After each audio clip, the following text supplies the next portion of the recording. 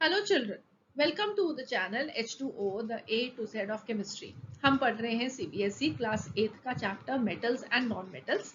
और अभी तक हम क्या पढ़ चुके हैं? लेक्चर नंबर 1 में हमने एक ब्रीफ अंडरस्टैंडिंग ली थी कि मेटल्स एंड नॉन मेटल्स होते क्या हैं। हमने अंडरस्टैंड किया कि हमारे आसपास का हर एक सब्सटेंस को हम मैटर बोलते हैं और वो मैटर जो होते हैं उसके बिल्डिंग ब्लॉक्स एलिमेंट्स होते हैं। फिर हमने सीखे एलिमेंट्स के सिंबल्स और उसके बाद हमने एलिमेंट्स को मेटल्स एंड नॉन मेटल्स में क्लासिफाई किया। लास्ट लेक्चर नंबर 2 में हमने फिजिकल प्रॉपर्टीज सीखी मेटल्स एंड नॉन मेटल्स की। हमने देखा कि वो नेचर में एग्जिस्ट कैसे करते हैं। मेटल्स जनरली सॉलिड होते हैं, नॉन मेटल्स सब तरह के होते हैं। कुछ नॉन मेटल्स सॉलिड्स होते हैं, कुछ नॉन मेटल्स लिक्विड्स होते हैं, कुछ नॉन मेटल गैसेस भी होते हैं। तो हर तरह की हमने फिजिकल प्रॉपर्टीज के बारे में पिछले लेक्चर में स्टडी किया। और अब हम शुरू करने वाले हैं chemical properties of metals and non metals. Chemical properties में होगा क्या? होगा ये कि मेटल्स जब किसी और चीज के साथ रिएक्ट करते हैं तो वो क्या बनाते हैं, नॉन मेटल्स किसी और चीज के साथ रिएक्ट कराते हैं तो वो क्या बनाते हैं। बट वो सब कुछ समझने से पहले, मेटल्स और नॉन मेटल्स की केमिकल प्रॉपर्टी समझने पहले, मेटल्स एंड नॉन मेटल्स की रिएक्शंस समझने से पहले आपको कुछ बेसिक्स को अंडरस्टैंड करना बहुत ज्यादा जरूरी है। क्योंकि अदरवाइज अगर जो चीजें मैं आपको पढ़ाऊंगी आप उनको सिर्फ क्रैम करोगे, मगर अगर अब आपने ये लेक्चर्स देखे तो आपको आगे केमिकल प्रॉपर्टीज को अंडरस्टैंड करना बहुत ही आसान हो जाएगा। ठीक है, आपको समझ आएंगी वो चीजें, नहीं तो आप सिर्फ उनको मगअप करोगे। सो आज का ये lecture is just building up the basics. ये आपको अपनी एनसीईआरटी टेक्स्ट बुक्स में नहीं मिलेगा, आपको अपनी स्कूल की बुक्स में भी शायद नहीं मिलेगा, बट ये आपको केमिस्ट्री समझने में, अपने बेसिक्स को स्ट्रॉन्ग करने में, कुछ भी समझने में केमिस्ट्री से पहले बहुत हेल्प करेगा। बिल्कुल वैसे ही जैसे कि मैंने आपको लेक्चर नंबर 1 में सिंबल्स बताए थे। ठीक है, तो वो सिंबल्स इंपॉर्टेंट है क्योंकि हम उनको बार बार यूज करते हैं। हम मेटल का पूरा नाम लिखने की जगह पे उनका सिंबल यूज कर लेते हैं, नॉन मेटल का पूरा नाम लिखने की जगह उनका सिंबल यूज करते हैं। तो बिल्कुल वैसे ही मेटल्स एंड नॉन मेटल्स मिल के जो कंपाउंड्स फॉर्म करने वाले हैं, हमें उनके बारे में भी अंडरस्टैंड करना है कि हम उनको कैसे रिप्रेजेंट करते हैं, जो कि सब बेसिक्स मैं आपको इस लेक्चर में बताऊंगी। ठीक है, तो चलिए शुरू करते हैं आज की पढ़ाई। मैं हूं डॉक्टर रितु जौहर, आपकी educator from the channel, and we are trying to build up your basics. Okay, so let us begin. तो हम अपनी अंडरस्टैंडिंग को कैसे डेवलप करें? हम एग्जाम्पल लेते हैं किसका? ये क्या है आप सब लोग जानते हो। आप सबने इसको देखा है, इसको आपने खाया है, बहुत ज्यादा खाया है। ये क्या है? आप सब जानते हो, मुझे मालूम है, this is the common table salt. और कॉमन टेबल सॉल्ट को आप क्या बोलोगे कि क्या है? ये कोई भी एक सब्सटेंस है। ठीक है, जैसे कि हमारे आसपास टेबल है, चेयर है, फोन है, लैपटॉप है, पेन है, पेंसिल है, उसी तरीके से ये भी तो एक सब्सटेंस ही है। हमारे आसपास हर एक चीज क्या होता है? एक सब्सटेंस होता है। अब इस कॉमन टेबल सॉल्ट को मैं आयनिक कंपाउंड भी कहते हैं क्योंकि ये आयंस से बना होता है, राइट। अब इस सारे अंडरस्टैंडिंग को हम कहाँ से शुरू करें, कैसे इसको डेवलप करें? तो मैं आपको समझाती हूँ कि किसी भी एक सब्सटेंस को हम क्या बोलते हैं। हम किसी भी सब्सटेंस के लिए एक कॉमन वर्ड यूज कर सकते हैं, and that is matter. So matter क्या होता है? Matter is anything that has mass and it occupy space. किसी भी चीज जिसका वजन होगा और वो कोई स्पेस ऑक्यूपाई करता है। मतलब कि जैसे कि आपने टेबल के ऊपर पेन रखा तो वो कोई जगह ऑक्यूपाई करेगा, उसकी जगह मुझे कुछ और रखना पड़ेगा, तो मुझे उस पेन को हटाना पड़ेगा, तभी मैं उस जगह पे, वहां पे पेन की जगह पे कुछ रख सकती हूँ। सो पेन ने एक स्पेस को ऑक्यूपाई किया, उसका कुछ मास भी है, so that is going to be matter. हर एक सब्सटेंस, हम खुद भी क्या है? हम सब मैटर हैं, राइट। अब मैटर को बनाने वाली चीजें क्या होती हैं? वेल हर तरह का मैटर, उसके लिए कुछ बिल्डिंग ब्लॉक्स हैं और उन बिल्डिंग ब्लॉक्स को हम एलिमेंट्स कहते हैं। जैसे कि दीवार को बनाने के लिए ईंटें चाहिए, वैसे हर एक सब्सटेंस को बनाने के लिए हमें कुछ बेसिक बिल्डिंग ब्लॉक्स चाहिए जिन्हें हमने एलिमेंट्स कहते हैं। ठीक है, और वो एलिमेंट्स आप लोग ऑलरेडी जानते हो, आपने सीख लिया है कि we have 118 elements known to us. हमने उन एलिमेंट्स के सिंबल्स भी सीखा, हमने उन एलिमेंट्स को मेटल्स, नॉन मेटल्स, मेटलॉइड्स में क्लासिफाई भी किया. So I hope you understand what are elements now. So there are 118 elements known to us and we represent them in the short form by symbols. So उसके बाद हमने क्या सीखा, हमने कुछ एलिमेंट्स के सिंबल सीखे, वो आप ऑलरेडी सीख चुके हो. सो आई होप मुझे उन्हें दोबारा से आपको बताने की जरूरत नहीं है, बट हमने एलिमेंट्स के सिंबल सीखे. फिर उसके बाद हम चलते हैं सिंबल से आगे की कहानी पे. अब सिंबल्स के आगे की कहानी क्या है? वेल, सिंबल से आगे की कहानी ये है कि जो एलिमेंट्स होते हैं वो एक दूसरे के साथ कंबाइन करते हैं, कंबाइन करके कंपाउंड फॉर्म करते हैं. तो जो मेटल्स एंड नॉन मेटल्स होंगे वो भी आपस में एक दूसरे के साथ कंबाइन करके क्या फॉर्म करेंगे, कंपाउंड्स फॉर्म करेंगे. और उस कंपाउंड को हम क्या बोलेंगे, जो मेटल और नॉन मेटल के कॉम्बिनेशन से बनता है उसी को हम आयनिक कंपाउंड बोलेंगे. ठीक है. सो फॉर एग्जाम्पल अगर हम कॉमन सॉल्ट की बात कर रहे हैं, so this is a compound which is formed by the element sodium and chlorine. Na is the symbol of sodium and Cl is the symbol of chlorine. So we can represent now each of the compounds by a chemical formula. For example, अगर मैं sodium chloride की बात करूं, हमारे common salt की बात करूं, तो हम उसको रिप्रेजेंट करते हैं by NaCl. So this is the chemical formula of the common salt and the chemistry name of the common salt is sodium chloride. ठीक है, यहां तक सबको समझ में आ गया? गुड. एलिमेंट्स कंबाइन करके क्या फॉर्म करते हैं, कंपाउंड्स फॉर्म करते हैं. कैसे कंपाउंड्स फॉर्म करेंगे, let us understand this now. उसके लिए बहुत इंपॉर्टेंट ये है कि हमें मालूम हो कि एलिमेंट्स की कंबाइनिंग कैपेसिटी क्या है. हर एक एलिमेंट की एक कंबाइनिंग कैपेसिटी होती है जिसे हम वैलेंसी बोलते हैं. और अब हमारा अगला काम है इस वैलेंसी को अंडरस्टैंड करना. और फिर एलिमेंट्स के कुछ एलिमेंट्स के हम एग्जांपल लेंगे, सारे के सारों की वैलेंसीज नहीं सीखेंगे, बट कुछ एलिमेंट्स की हम वैलेंसीज को फिर याद करेंगे. राइट पर पहले ऑब्वियसली हमें ये अंडरस्टैंडिंग होनी चाहिए कि एलिमेंट की कंबाइनिंग कैपेसिटी का मीनिंग क्या है. और इसका मीनिंग है कि हमें ये अंडरस्टैंड होगा कि एलिमेंट की वैलेंसी क्या है. ओके, उसको आपको एक बड़ा सिंपल सा एग्जांपल देती हूँ. एग्जाम्पल है कि आप सबको मालूम है कि हमारे दो हाथ हैं, मगर अगर आपका और मेरा, ठीक है, किसी ने पीछे से एक एक हाथ बांध दिया, हम सिर्फ अपना एक एक हाथ यूज कर सकते हैं. ठीक है, तो मान लो कि आपका भी एक हाथ है और मेरा भी एक हाथ है, और हम दोनों मिलते हैं और हम एक दूसरे को हाय हेलो बोलते हैं, हम एक दूसरे के साथ हैंडशेक करते हैं. ठीक है, तो हम कितने हाथों से हैंडशेक कर सकते हैं, सिर्फ एक ही हाथ से, क्योंकि हमारा एक ही हाथ है, दूसरा तो बंधा हुआ है ना, तो उसको भूल जाओ. राइट, तो हमारा एक ही हाथ है जिससे हम हैंडशेक कर सकते हैं. तो अगर मैं आपसे पूछूं कि आप कितने लोगों से हैंडशेक कर सकते हैं, आप कहोगे एक ही से कर सकता हूं भाई, हाथ ही एक है मेरा, है ना.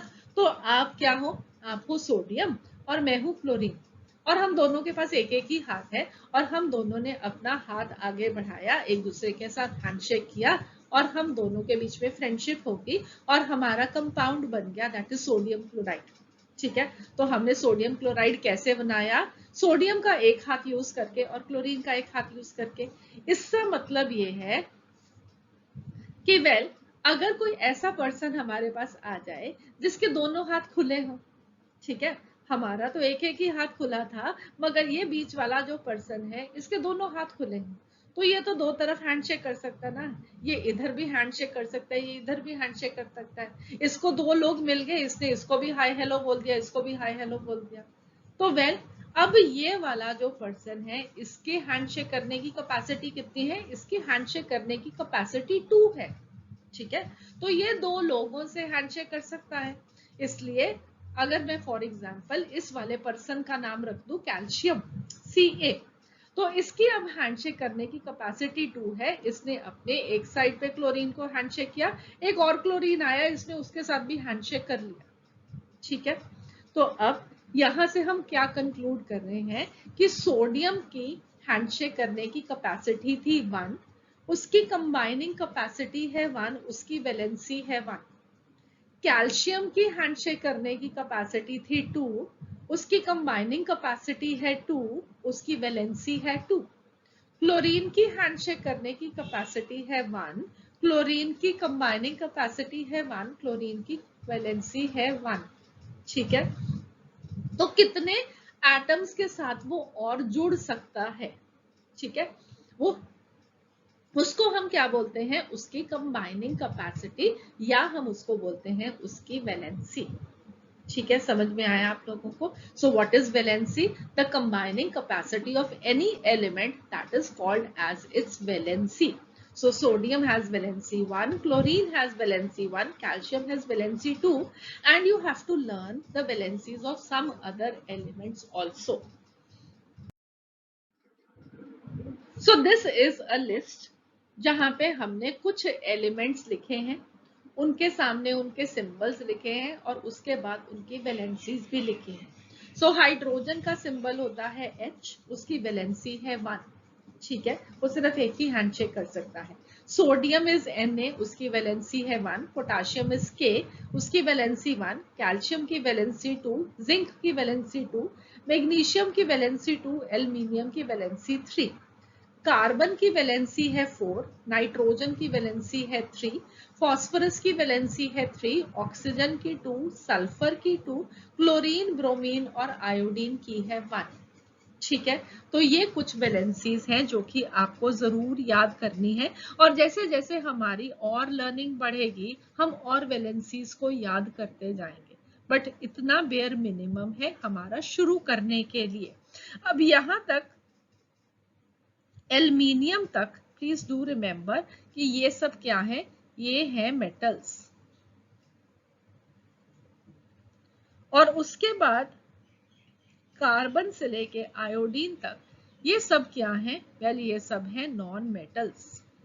ठीक है, और एक मेटल और नॉन मेटल मिलके क्या फॉर्म करता है, एक आयनिक कंपाउंड फॉर्म करता है।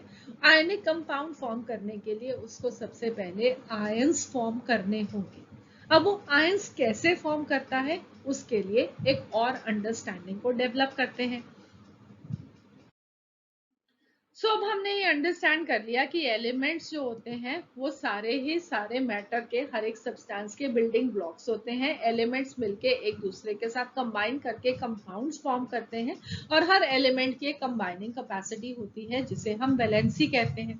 अब नेक्स्ट इंपॉर्टेंट चीज क्या है कि हर एक एलिमेंट का जो सबसे छोटा पार्टिकल होता है, अगर हम उसको तोड़ते जाएं तोड़ते जाएं तोड़ते जाएं तो सबसे छोटे पार्टिकल पे पहुंचते हैं, और उस छोटे पार्टिकल को हम क्या बोलते हैं, हम उसे बोलते हैं एटम।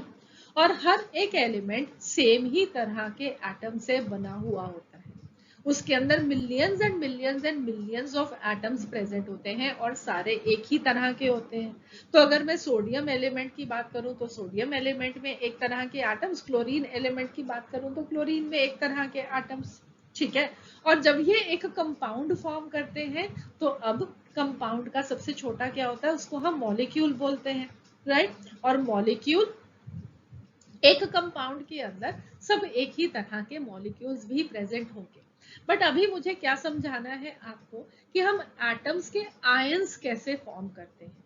ठीक है, तो हम चलते हैं कि हर एक एलिमेंट के पास सबसे छोटा पार्टिकल क्या है, एटम, और एटम के बारे में कुछ और जानते हैं सो दैट कि हम उसके आयंस बना सकें। तो वेल अब हमें क्या करना होगा, हमें एटम को देखना होगा। ठीक है, सो एटम को हम कैसे देखते हैं, well this is a representation of an atom. Atom के अंदर 3 और छोटे पार्टिकल्स प्रेजेंट होते हैं जिन्हें हम बोलते हैं प्रोटॉन्स, न्यूट्रॉन्स और इलेक्ट्रॉन्स। प्रोटॉन्स और न्यूट्रॉन्स एटम के सेंटर में प्रेजेंट होते हैं। जो सेंटर एटम होता है ना, ये एक स्फीयर की तरह होता है, ठीक है, एक बॉल की तरह होता है, और उस बॉल के सेंटर में प्रेजेंट होता है एक न्यूक्लियस।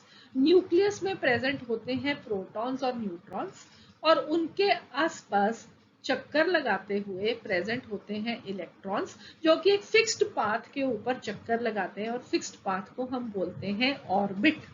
ठीक है, उसे हम क्या बोलते हैं, उसे हम बोलते हैं ऑर्बिट। ओके, ऑलराइट, सो इसको हम बोलते हैं ऑर्बिट, जिस पाथ पे इलेक्ट्रॉन न्यूक्लियस के आसपास चक्कर लगाता है, बिल्कुल वैसे ही जैसे कि आप कह सकते हो कि सन सेंटर में प्रेजेंट होते हैं और उसके आसपास हम चक्कर लगाते हैं, द प्लैनेट्स चक्कर लगाते हैं, या अर्थ के आसपास कौन चक्कर लगाता है, मून चक्कर लगाता है। तो आप ये अंडरस्टैंड कर सकते हो कि जब अर्थ सन के आसपास घूम रही है या प्लैनेट सन के आसपास घूम रहे हैं तो सेंटर क्या है, सन है। तो यहाँ पे एटम का सेंटर क्या है, एक न्यूक्लियस है। सन भी कुछ चीजों से बना होगा, या न्यूक्लियस भी कुछ चीजों से बना हुआ है। न्यूक्लियस बना हुआ है प्रोटॉन से और न्यूट्रॉन से, और उसके सन के आसपास क्या है, प्लैनेट्स चक्कर लगा रहे हैं। तो यहाँ पे वो प्लैनेट्स क्या है, इलेक्ट्रॉन्स। ठीक है, समझ में आया सबको? ऑल राइट, अब हम थोड़ा सा जानते हैं इन प्रोटॉन्स, न्यूट्रॉन्स और इलेक्ट्रॉन्स के बारे में। तो सबसे पहली चीज, जो प्रोटॉन्स होते हैं ये पॉजिटिवली चार्ज्ड होते हैं, राइट? तो पॉजिटिव चार्ज है इनके ऊपर, और उसके बाद इलेक्ट्रॉन्स, उसके ऊपर एक नेगेटिव चार्ज होता है। और जो न्यूट्रॉन्स होते हैं उनके ऊपर कोई भी चार्ज नहीं होता। प्रोटॉन्स के ऊपर पॉजिटिव चार्ज होता है, न्यूट्रॉन्स के ऊपर एक नेगेटिव चार्ज होता है, और न्यूट्रॉन्स के ऊपर कोई भी चार्ज नहीं होता। और अगर हम एक एटम की बात करें तो एज अ होल एटम के ऊपर कोई चार्ज नहीं होता, दैट इज न्यूट्रल। ठीक है, तो अगर मेरे पास एक एटम है, जैसे कि मैंने कहा सोडियम, ठीक है, तो सोडियम के ऊपर मैंने प्लस चार्ज लगाया, तो ये क्या है, ये एक पॉजिटिव चार्ज है। अगर मैंने क्लोरीन लिया, उसके ऊपर मैंने एक माइनस लगाया, तो इसका मतलब क्या है, ये एक नेगेटिव चार्ज है, प्लस चार्ज माइनस चार्ज। उसी तरीके से अगर मैं एक एटम की बात करूं तो एटम के अंदर भी कुछ पॉजिटिव चार्जेस प्रेजेंट हैं, कुछ नेगेटिव चार्जेस प्रेजेंट हैं, कुछ ऐसे भी पार्टिकल्स प्रेजेंट हैं जिसके ऊपर कोई भी चार्ज नहीं है। तो प्रोटॉन्स के ऊपर क्या है, प्रोटॉन्स के ऊपर पॉजिटिव चार्ज है, इलेक्ट्रॉन्स के ऊपर नेगेटिव चार्ज है, न्यूट्रॉन्स के ऊपर कोई भी चार्ज नहीं, and as a whole atom के ऊपर भी कोई चार्ज नहीं है। इसका मतलब है कि प्रोटॉन्स का पॉजिटिव चार्ज इलेक्ट्रॉन्स के नेगेटिव चार्ज को कैंसिल कर देता है। अब वो कैसे कैंसिल करेगा, उसको भी अंडरस्टैंड करते हैं। वेल, प्रोटॉन्स और इलेक्ट्रॉन्स का जो चार्ज होता है ना, वो बराबर होता है। ठीक है, बिल्कुल सेम सी वैल्यू होती है उसकी, और दोनों के ऊपर ऑपोजिट चार्ज है। और हम ये देखते हैं कि अगर हम एक एटम देखें तो उसके अंदर number of protons and number of electrons हमेशा बराबर होता है। ठीक है, प्रोटॉन्स और इलेक्ट्रॉन्स का नंबर भी बराबर, दोनों के ऊपर चार्ज भी बराबर, सिर्फ ऑपोजिट है, तो वो एक दूसरे को कैंसिल कर देते हैं। समझाती हूँ कैसे। जैसे कि आप यहाँ पे ये फिगर के अंदर जो एटम देख रहे हो, इसके अंदर अगर आप ये रेड वाली बॉल्स काउंट करोगे, ये 1, ये 2 और ये 3, ये क्या है, ये 3 प्रोटॉन्स हैं। These are three protons. ठीक है, इसके साथ साथ आप बाहर चक्कर लगाते इलेक्ट्रॉन्स का नंबर काउंट करो, जो कि येलो बॉल्स हैं, तो वो कितने हैं, this is 1, this is 2 and this is 3। ठीक है, तो अब ये क्या है, हमारे पास 3 इलेक्ट्रॉन्स प्रेजेंट हैं। तो इलेक्ट्रॉन्स और प्रोटॉन्स का नंबर बराबर है। अब मान लेते हैं कि एक प्रोटॉन के ऊपर +1 चार्ज है। ठीक है, +1 चार्ज है, तो 3 के ऊपर कितना चार्ज होगा, मल्टीप्लाइड बाय 3, इसके ऊपर +3 चार्ज आ जाएगा। इलेक्ट्रॉन्स के ऊपर भी बराबर का ही चार्ज है, मगर सिर्फ साइन ऑपोजिट करना है, तो उसके ऊपर मान लो कि -1 चार्ज है। ठीक है, अब इसको भी 3 से मल्टीप्लाई कर दो, तो ये कितना हो जाएगा, -3। ठीक है, अब दोनों को ऐड कर दो, +3 -3, what will be this equal to, this will be equal to 0। ठीक है, तो एटम के ऊपर कोई भी चार्ज नहीं आएगा, क्योंकि प्रोटॉन्स और इलेक्ट्रॉन्स का नंबर हमेशा एक एटम में बराबर होगा, उनके चार्ज की वैल्यू बराबर है। ठीक है, और वो एक दूसरे के इफेक्ट को कैंसिल कर देते हैं, राइट? और न्यूट्रॉन्स क्या करते हैं, वेल, न्यूट्रॉन्स एक एटम को उसका मास देते हैं। हमने कहा ना कि हर एक मैटर का कुछ मास होता है, तो एटम का भी तो कुछ मास होगा। वो जो एटम का मास होता है, that is because of the protons and the neutrons. जितना भी एक एटम का मास है ना, हम ये मानते हैं कि वो सारा का सारा न्यूक्लियस के अंदर प्रेजेंट है, जितना मास है। और ये जो इलेक्ट्रॉन्स है ना, इनका मास ना के बराबर है। अगर आप एक पूरे एटम का मास वे करो और न्यूक्लियस का मास वे करो, आप देखोगे कि सारा का सारा मास न्यूक्लियस के अंदर ही आ गया। इलेक्ट्रॉन्स तो ना के बराबर हैं, अगर वो हो तो भी कोई फर्क नहीं पड़ता, ना हो तो भी कोई फर्क नहीं पड़ता एक एटम के मास को, right. So where is the mass of the atom concentrated? It is the mass of the protons and the neutrons. ठीक है, प्रोटॉन प्लस न्यूट्रॉन्स हमें एक एटम का मास देते हैं।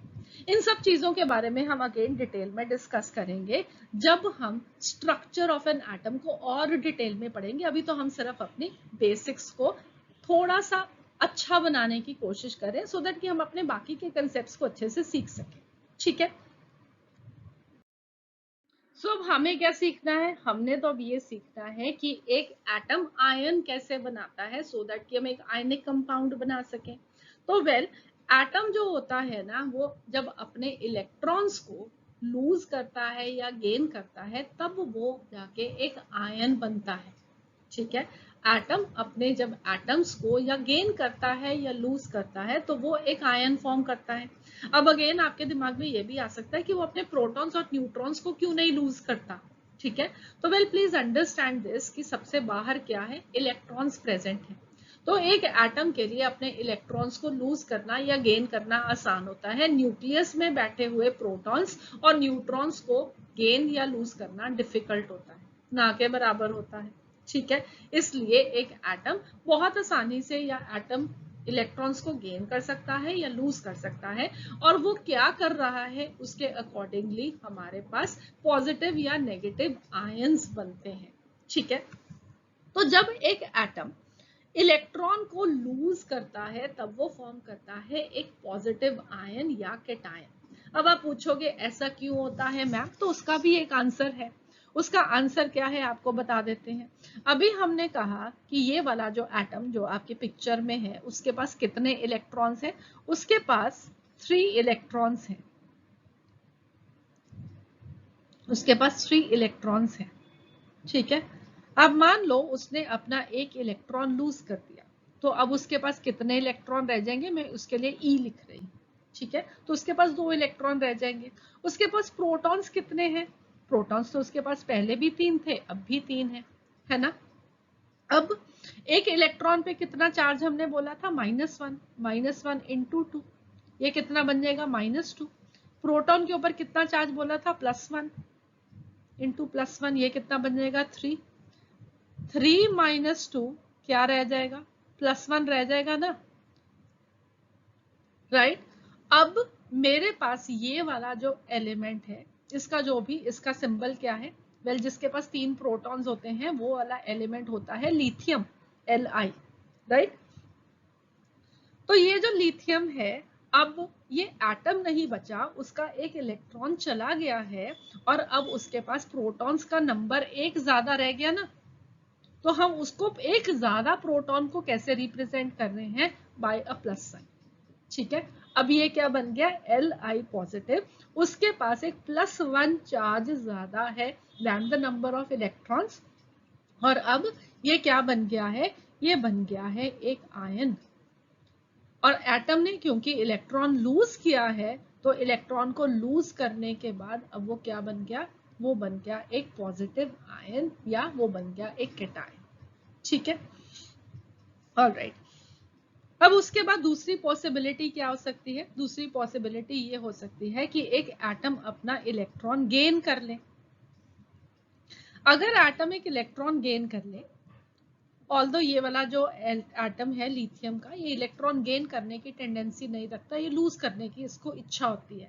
क्यों इच्छा होती है वो 1 मिनट में अभी आपको बताती हूँ, बट अभी के लिए आप इतना इमेजिन करो कि ये वाला ही एटम है, ठीक है। इसके पास 3 प्रोटॉन्स हैं, 3 इलेक्ट्रॉन्स हैं, और ये एक अब इलेक्ट्रॉन को गेन कर ले। अगर ये एक इलेक्ट्रॉन को गेन करेगा तो +1 इलेक्ट्रॉन हो जाएगा, इसका नंबर कितना हो जाएगा? 4 इलेक्ट्रॉन्स। 4 इलेक्ट्रॉन्स का मतलब है -4 चार्ज, 3 प्रोटॉन्स का मतलब है +3 चार्ज। तो अब इसके ऊपर क्या हो जाएगा? एक -1 चार्ज बढ़ जाएगा ना, बाकी 3 और 3 तो एक दूसरे को कैंसिल कर देंगे, एक माइनस चार्ज एक्स्ट्रा ऐड हो जाएगा क्योंकि उसने एक इलेक्ट्रॉन को गेन किया था। एक इलेक्ट्रॉन को गेन किया, माइनस चार्ज बढ़ गया, तो उसको हम कैसे रिप्रेजेंट करेंगे? Li माइनस की तरह रिप्रेजेंट करेंगे ना, है ना। तो अब ये क्या बन जाएगा? ये बन जाएगा एक नेगेटिव आयन, या जिसको हम बोलते हैं एनायन, राइट। तो जब एक एटम इलेक्ट्रॉन लूज करता है तो उसके पास एक प्रोटॉन का नंबर बढ़ जाता है। जब एक एटम इलेक्ट्रॉन को गेन करता है तो उसके पास एक इलेक्ट्रॉन का नंबर बढ़ जाता है, राइट। और हम एटम जब इलेक्ट्रॉन को लूज करेगा तो वो पॉजिटिव आयन बनेगा, जब एटम इलेक्ट्रॉन को गेन करेगा तो वो नेगेटिव आयन बनेगा। एक एटम जब इलेक्ट्रॉन को लूज करता है तो हम उसको कैटायन बोलते हैं, एटम जब इलेक्ट्रॉन को गेन करता है तो हम उसको एनायन बोलते हैं, और दोनों को इकट्ठे मिला के हम क्या बोल देते हैं? एक ion. And an atom loses और gains an electron, it becomes an ion.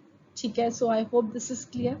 अब आप ये भी पूछोगे कि कोई एटम इलेक्ट्रॉन गेन क्यों कर रहा है, कोई लूज क्यों कर रहा है, इसके बारे में अब हम अपनी हायर क्लासेस में बात करेंगे, ठीक है। कुछ आपको अगेन बीच बीच में जितना भी पॉसिबल होगा मैं समझाती भी जाऊंगी, बट अभी के लिए आप इतना आई होप अंडरस्टैंड किए कि कुछ एटम्स इलेक्ट्रॉन्स को लूज कर सकते हैं, कुछ गेन कर सकते हैं। जो लूज करते हैं वो कैटायन फॉर्म करते हैं, जो गेन करते हैं वो एनायन फॉर्म करते हैं।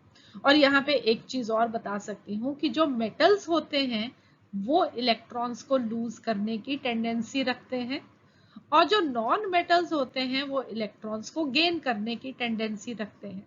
इसलिए मेटल्स जो होते हैं वो कैटायन फॉर्म करते हैं, और जो नॉन मेटल्स होते हैं वो एनायंस फॉर्म करते हैं। Let us see now a few ions. Okay, so for example we have hydrogen. Hydrogen का हमने सिंबल क्या देखा? It is H। उसकी वैलेंसी क्या है? 1। उसकी कंबाइनिंग कैपेसिटी है 1। अब अगर मैं H के ऊपर एक पॉजिटिव लगा दूं तो इसका मतलब क्या हो गया? कि वो एक इलेक्ट्रॉन को लूज कर रहा है, ठीक है। तो हाइड्रोजन ने एक इलेक्ट्रॉन को लूज किया और वो बन गया है एक H पॉजिटिव आयन, ठीक है। उसने एक इलेक्ट्रॉन ही क्यों लूज किया? क्योंकि उसकी जो कंबाइनिंग कैपेसिटी है या उसकी जो वैलेंसी है वो है 1। तो जो उसकी वैलेंसी होगी उसका वही नंबर वो इलेक्ट्रॉन्स का या तो गेन करेगा या लूज करेगा। अगर लूज करेगा तो उसके ऊपर हम प्लस साइन लगाएंगे, और अगर वो गेन करेगा तो हम उसके ऊपर माइनस साइन लगाएंगे, ठीक है। सो आप यहाँ पे देख सकते हो a list of the positive ions, जो कि आपको अपनी इनिशियल लर्निंग के लिए जरूर याद होनी चाहिए, ठीक है। तो हमारे पास सबसे पहले क्या है? हाइड्रोजन। उसकी वैलेंसी थी 1। वो एक इलेक्ट्रॉन को लूज करेगा, H पॉजिटिव फॉर्म करेगा। सोडियम अगेन एक इलेक्ट्रॉन लूज करके Na positive, potassium K positive, silver will be forming Ag positive, copper will be forming Cu plus. एक इलेक्ट्रॉन लूज कर रहा है और Cu प्लस फॉर्म कर रहा है। और आप यहाँ पे इसके नाम में देख सकते हो, यहाँ पे लिखा है कॉपर 1। अब हमने ये कॉपर 1 क्यों लिखा है? वेल अगर आप लिस्ट में देखोगे तो आपको यहाँ पे कॉपर 2 भी दिखाई देगा। तो कॉपर एक ऐसा एलिमेंट है जो कि एक इलेक्ट्रॉन भी लूज कर सकता है, वो 2 इलेक्ट्रॉन भी लूज कर सकता है, और जो ज्यादा इलेक्ट्रॉन गेन या लूज कर सकते हैं वेल उनको हम क्या कहते हैं कि उनके पास वेरिएबल वैलेंसी है, ठीक है। मेरे पास 2 हाथ हैं, कभी मैं एक हाथ यूज कर लेती हूँ हैंडशेक करने के लिए, कभी मैं दोनों ही यूज कर लेती हूँ हैंडशेक करने के लिए, राइट। तो मैं कभी 1 वाली वैलेंसी शो कर देती हूँ, कभी मैं 2 वैलेंसी भी शो कर देती हूँ। तो कॉपर 1 क्या होगा? कॉपर 1 का मतलब है कि ये वाला जो कॉपर है वो 1 वैलेंसी शो करेगा, एक इलेक्ट्रॉन को लूज करेगा, Cu प्लस फॉर्म करेगा। जो कॉपर 2 लिखा है उसका मतलब है कि ये 2 वैलेंसी शो कर रहा है, ये 2 इलेक्ट्रॉन लूज करके Cu प्लस 2 फॉर्म करेगा, ठीक है। ऑल राइट, उसके बाद नेक्स्ट आप देख सकते हो कैल्शियम। तो calcium is also Ca+2, zinc is Zn+2, magnesium is Mg+2।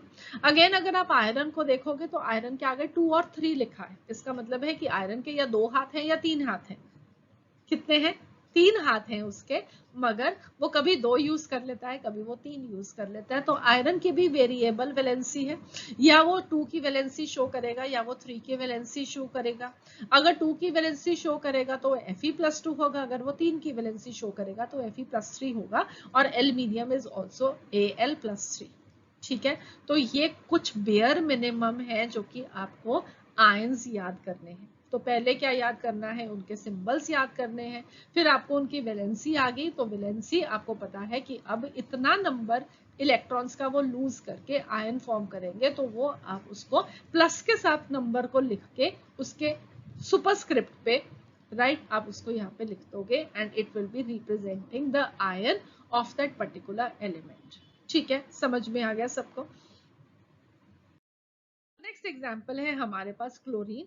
तो क्लोरीन का सिंबल क्या है, Cl, उसकी वैलेंसी है 1, ठीक है, 1 हैंडशेक करता है, और अगर वो इलेक्ट्रॉन को यहाँ पे गेन कर रहा है इसलिए हमने इसको यहाँ पे -1 लिखा है। So the chlorine atom this gains 1 electron and it becomes the chloride ion. Okay, और अगेन प्लीज डू रिमेम्बर, जहां पे हमारे पास पॉजिटिव आयंस होते हैं ना, उनका नाम अगर आपको लिखना है तो सिंपल आपको लिख देना है, जैसे कि हाइड्रोजन था, राइट, तो हमने उसको लिख दिया हाइड्रोजन आयन। ठीक है, क्योंकि उसको सिर्फ वो पॉजिटिव आयन फॉर्म कर रहा है। जहां पे जो नेगेटिव होते हैं ना, हम उसको क्लोरीन आयन नहीं लिखेंगे। ठीक है, इसको हमने ईन को हटा के क्या बना दिया, इसको क्लोराइड बना दिया। इसके पीछे क्या लगा दिया हमने, आइड, ये लगाया। ऑलराइट, तो ये जो नेगेटिव आयंस होते हैं, एनायंस होते हैं, इनके नाम के अंदर हम थोड़ा चेंज कर देते हैं। फाइन। सो अगेन आपके पास एक और लिस्ट आ गई जो कि आपको याद करना है। काफी होमवर्क है आप लोगों के लिए, बहुत सारी चीजें आपको याद करनी है, पर जब तक आप इनको याद नहीं करते तब तक आप फॉर्मूलाज को नहीं लिख पाओगे। ओके, आपको फॉर्मूला मेकिंग मैं नेक्स्ट लेक्चर में सिखाऊंगी, बट उससे पहले आपको होमवर्क ये रहेगा कि ये सारे के एलिमेंट्स की वैलेंसीज और उनके आयंस को कैसे लिखते हैं ये आपको अच्छे से आना चाहिए। ठीक है, सो नाइट्रोजन की वैलेंसी थी 3, हमने उसको लिखना है N3- और उसका नाम क्या हो जाएगा, nitride. P3- will be phosphide, O2- will be oxide, S2- will be sulfide, Cl-1 will be chloride, Br- is bromide, I- is iodide and H- is hydride। ठीक है, तो हाइड्रोजन कैसा एलिमेंट है, हाइड्रोजन एक ऐसा एलिमेंट है जो कि इलेक्ट्रॉन गेन भी कर लेता है, लूज भी कर लेता है। अगर वो इलेक्ट्रॉन को लूज करेगा तो वो H पॉजिटिव फॉर्म करेगा, जिसे हम बोलते हैं हाइड्रोजन आयन। ठीक है, और अगर हाइड्रोजन का एटम एक इलेक्ट्रॉन को गेन करेगा तो this will be forming H negative ion, इसे हम बोलेंगे हाइड्राइड आयन।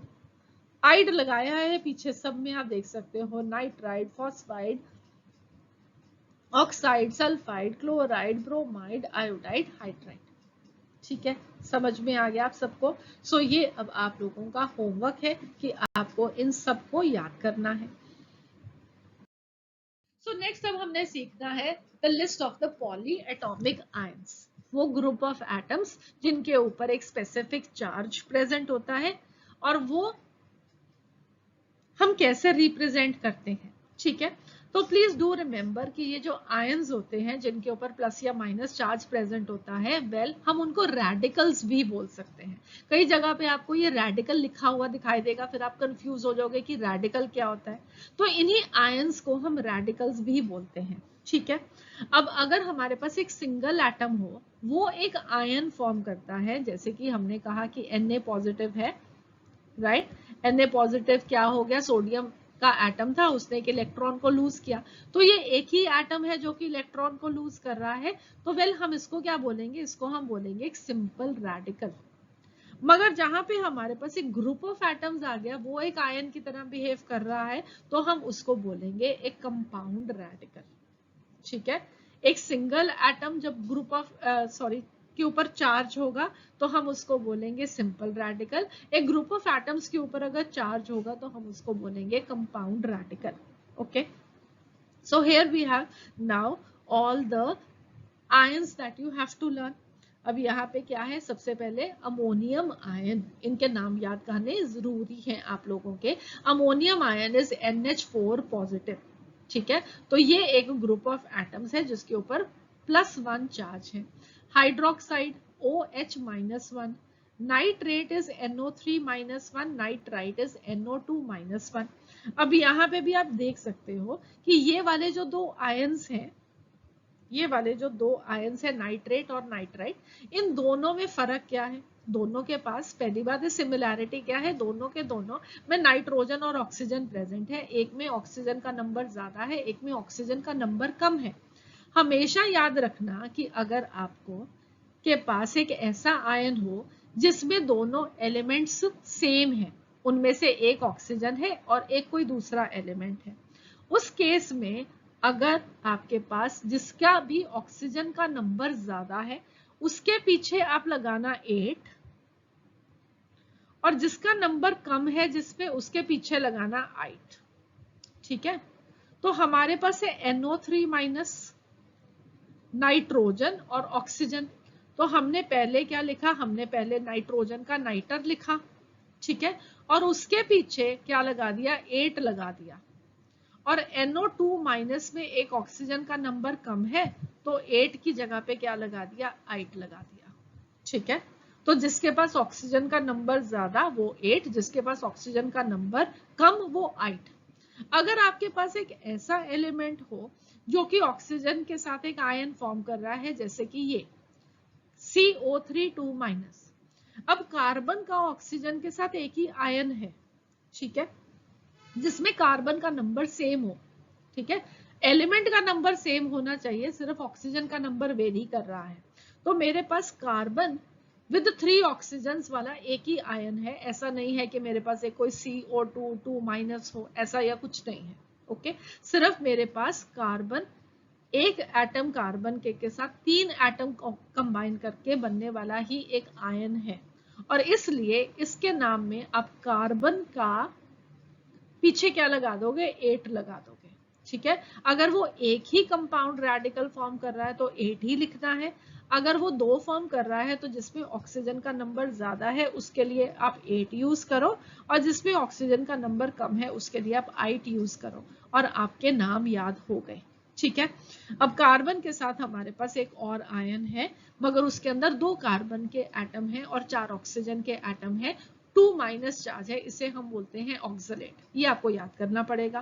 कार्बोनेट मैंने आपको बता दिया। अगला एग्जाम्पल आप देख सकते हो, सल्फेट और सल्फाइड, दोनों में एक एक सल्फर है, एक में 4 ऑक्सीजन है, एक में 3 ऑक्सीजन है। तो ऊपर वाला जिसमें ज्यादा ऑक्सीजन है वो बन जाएगा 8 सल्फेट, और नीचे वाला बन जाएगा 8 दैट इज सल्फाइड, और दोनों के ऊपर 2- चार्ज। ठीक है, नेक्स्ट हमारे पास है phosphate, this is PO4 3-। Then we have chlorate and chloride, दोनों में क्लोरीन, ऑक्सीजन का नंबर 3, ऑक्सीजन का नंबर 2, तो जिसमें ज्यादा वो 8, जिसमें कम वो 8। ठीक है, सो आई होप आप लोगों को इस तरीके से इन आयंस के नाम याद करने थोड़े आसान होंगे। जिसमें ऑक्सीजन का नंबर ज्यादा वो 8, जिसमें ऑक्सीजन का नंबर कम वो 8। ठीक है,